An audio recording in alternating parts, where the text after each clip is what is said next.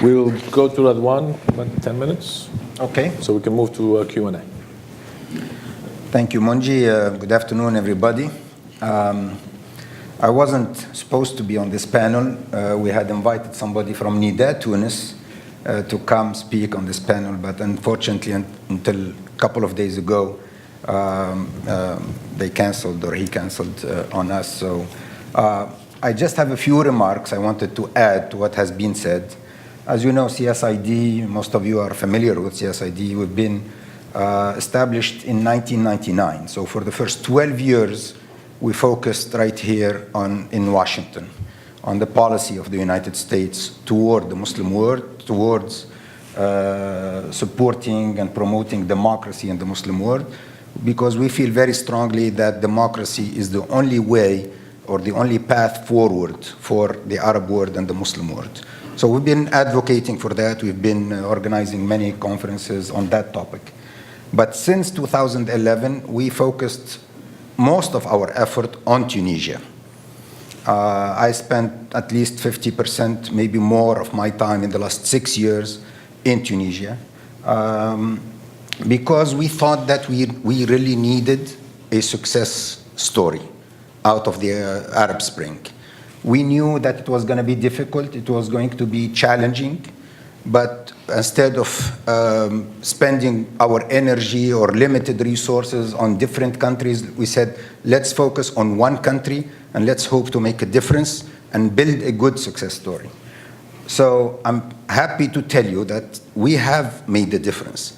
CSID in Tunisia is very active. There is an annual report that you can pick up on the table out there to give you an idea of the type of activities and dialogues that we have been organizing on a weekly basis in Tunisia to facilitate the success of the democratic transition.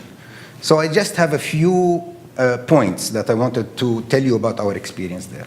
First of all, democratic transitions are inherently difficult and inherently long.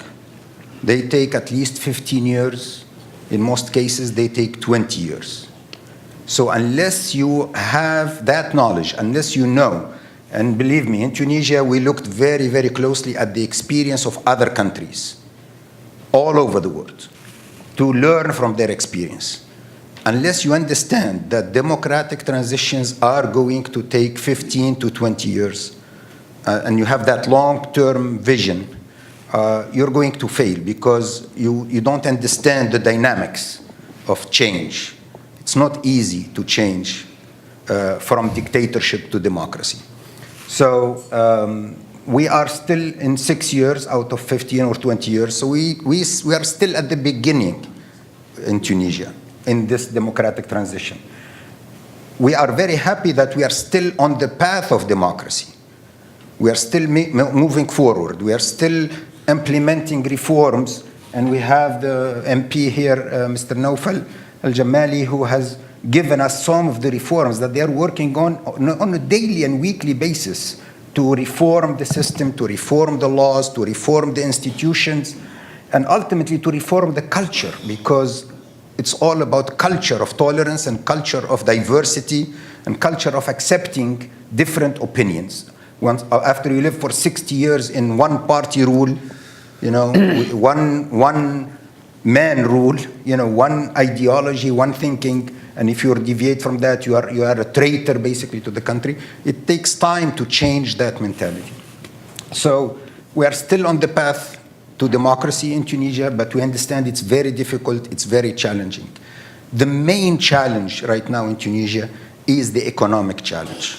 I just came back from Tunisia 3 weeks ago or 4 weeks ago, and believe me, the situation is very, very, in my mind, alarming. The economy is really in trouble, and the Tunisian model or the Tunisian experience could fail. And I'm not talking about 10, 15 years, could fail in 6 months or in a year because of the failing economy.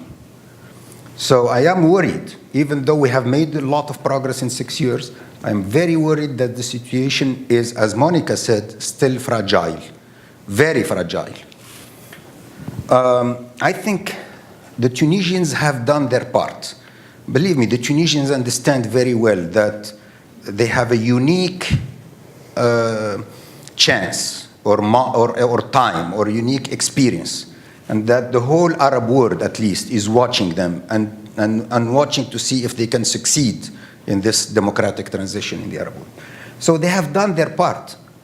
Secularists and Islamists are working together, have been working together since 2011, but even today, in the government, in the parliament, in many institutions, they have overcome their differences.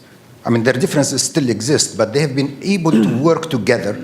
And they, of course, they won the last year, a year and a half ago, won the Nobel Peace Prize for the national dialogue, for their ability to build consensus on many issues, on the constitution, of course, which was the hardest one. It was not easy to build, a constitution that, 90% or 93% of Tunisians agree on. But on many, many other laws and many other things, they have done their homework and they have done their work to build that dialogue and to work together. However, I feel that the international community has really not supported Tunisia. The title of my paper that is about to appear in a book is The Failure of the International Community to Support Tunisia. And it's coming out soon in a book that I will announce. It's not published yet. Yes, the United States has supported Tunisia. The European Union has supported Tunisia. So it's not lack of support, but it is insufficient support. It is very insufficient compared to the needs and the historic moment and opportunity that we have in Tunisia. Yes, the United States, for example, increased support from about 30 million a year to about 140 million a year. So it's 3 or 4 times, 5 times more than what it was before the revolution. But that's not enough. That's nothing. And it really is not helping. As I said, the economy is in trouble. The economy could fail and could derail the whole process.